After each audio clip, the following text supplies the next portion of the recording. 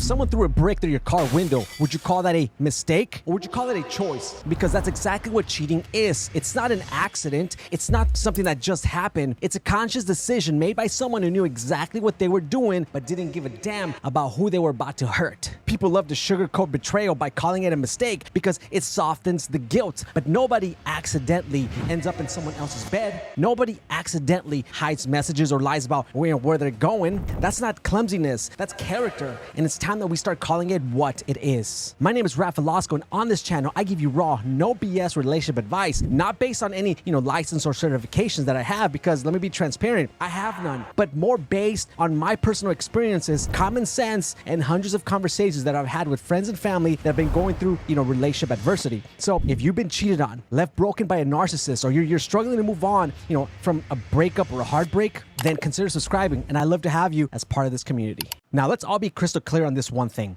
Cheating, it's premeditated, it's deliberate. It's when someone takes your love, your trust, your loyalty, and decides that those things are disposable. They see your heart as a rental car that they can just crash and return whenever they're done. Then when they get caught, they put on an Oscar-winning performance, tears and all, saying, "I didn't mean to. It just happened." No, it did not just happen. You planned it, you hid it, you executed it, and then you played the victim when the consequences arrived. That sounds like manipulation to me, not regret, because most cheaters, they aren't sorry they cheated, they're sorry they got caught. Now, let's break down how this so-called mistake really unfolds, because when you see how much effort goes into deception, you'll never buy the "it just happened" excuse again. Now, there's the kind of cheating that's fully orchestrated, like military operation. It starts with secret messages, flirty texts, a harmless inside joke with someone from work, right? Then comes the deleting of conversations, the hiding of names under fake contact labels. Maybe it's a coworker, because speaking of coworkers, studies show that over 30% of affairs, they happen in the workplace. Think about that. That's over, 1 in 3, right? Why? Because I believe that you see them daily. You share projects. You build rapport. One lunch break turns into 2. We're just venting about work turns into, we're grabbing drinks after work. And the next thing you know, it's a full-blown affair that was being planned step by step, all while you were kissing them goodbye every morning and telling them to have a great day at work. That kind of betrayal, it doesn't just appear, out of thin air. It's premeditated. They map it out like a thief, casing a house, right? They make sure the blinds are closed, the neighbors are asleep, that the camera, the batteries are dead or whatever. They don't trip and fall into someone else's arms. They walk into that room with intention. That's not a mistake. That's a strategy. And, the most insulting part, they do it while still pretending that everything's fine at home, smiling in your face, saying, "I love you," while texting someone else under the table. That is not an accident. That's cold, conscious betrayal.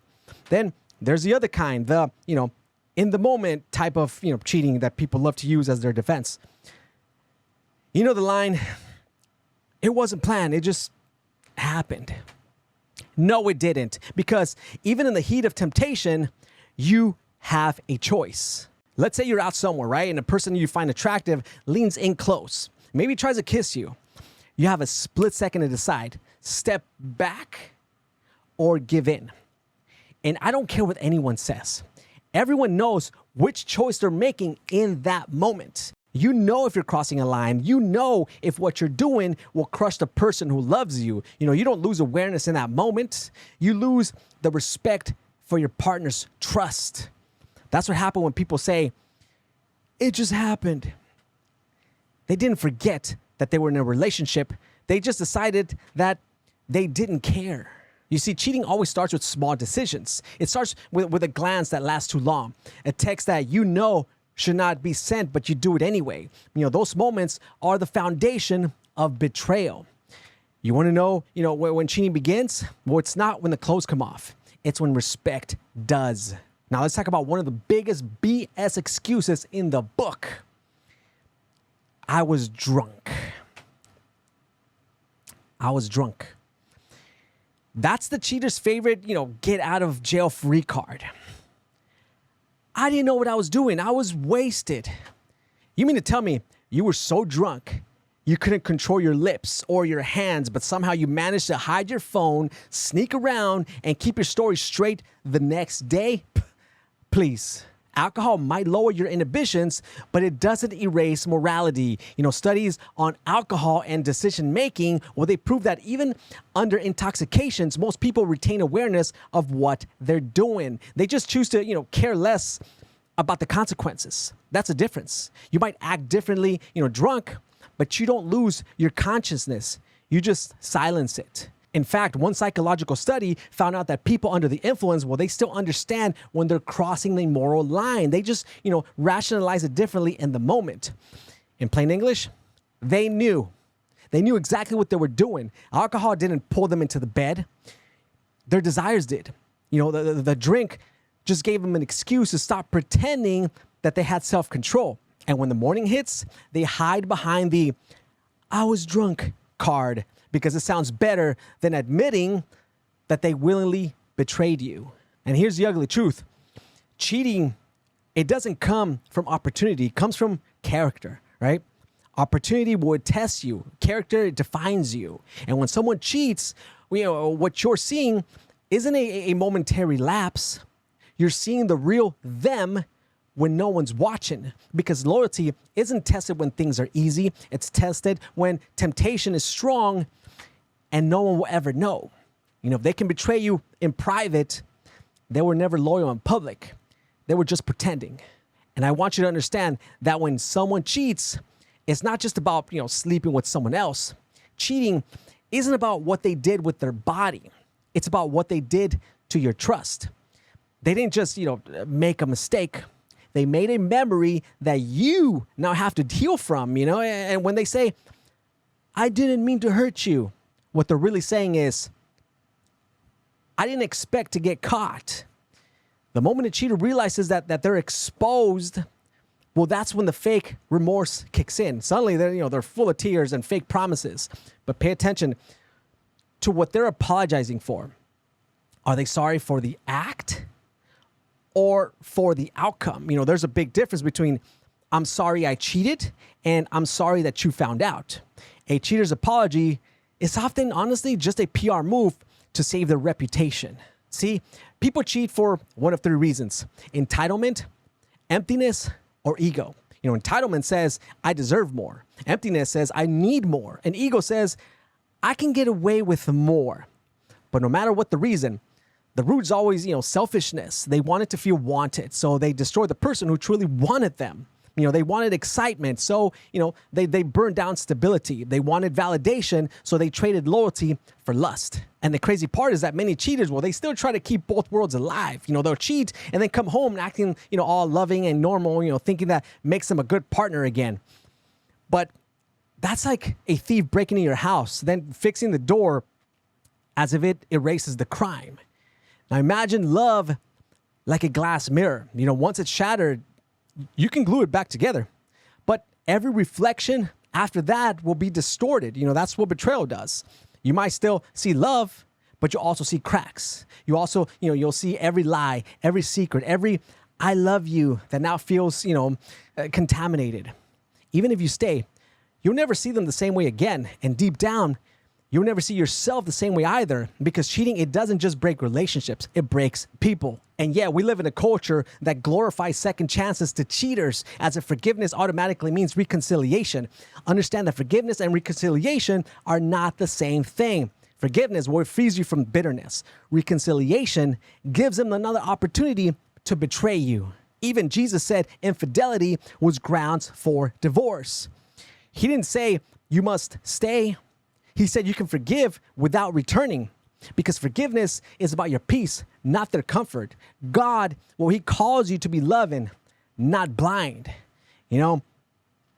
Research from the University of Denver, well, they found that individuals who were unfaithful in one relationships were 3 times more likely to repeat the same behavior in their next one. Because cheating, well, it creates a pattern. It normalizes, deceit. Once they realize that they can survive the storm, they start believing that lightning won't strike twice. That's why taking back a cheater, well, it rarely leads to change. It really does. It rarely leads to it. It just teaches them that betrayal, it has no consequences. So if someone ever betrays you and calls it a mistake, remember this. Mistakes are dropping a glass of water, taking a wrong turn on the freeway, setting your alarm to PM instead of AM. Those are mistakes. Cheating is done deliberately and with purpose. You can't accidentally cheat. It's a sequence of choices made with full awareness and zero damn empathy. If you ever been cheating on, let me tell you, you didn't lose them. They lost you. You didn't fail. They did. You were loyal to someone who didn't even value, loyalty. You were giving, your all to someone who was borrowing your love with no intention to, pay you back with the same type of loyalty. You're not the reason that they cheated. Their lack of character was. Never internalize someone else's dysfunction as your deficiency. Never think that you weren't enough. You could have, been everything right and they still would have, chosen wrong, because cheating is not about you. It's about them. Now, let me flip this real quick. If you're watching this and you're the one who, cheated, own it. Don't hide behind the alcohol, the loneliness, or it just happened. Admit it, because the only way to rebuild character is through brutal honesty. You can't heal what you keep excusing. Cheating will haunt you more than it will heal you, because guilt, it doesn't fade. It festers until you face it. God forgives, but even he requires repentance, and repentance means owning it and changing, not coming up with, some BS excuse. You see, temptations is never the enemy. The lack of self-control is. Everybody faces temptation, but what separates loyalty from betrayal is what you do in that moment. Do you stand firm in your integrity, or do you fold for, instant gratification? People cheat because they think that they won't get caught, but God sees everything, even the secrets that you think that you buried deep. Proverbs 15:3 says, the eyes of the Lord are in every place, keeping watch on the evil and the good. You can hide your messages, your location, your alibis, but you can't hide your heart. And eventually the truth always finds the light. Always. If someone cheats on you, let him go.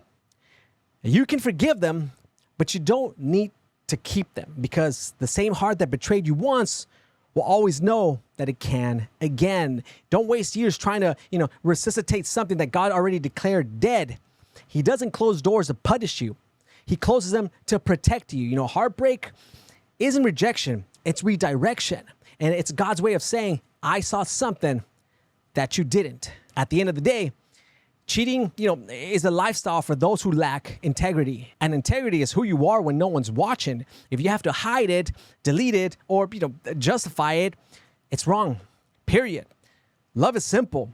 Loyalty, it's simple. People, it complicated when they want to have their cake and eat it too. But remember this, anything that requires you to betray your peace isn't love. You deserve better than recycled betrayal. You deserve someone whose loyalty isn't conditioned on convenience. So the next time someone tells you it just happened, look at them in the eye and say, no, you made it happen. Because loyalty isn't a feeling, it's a decision. And so is betrayal.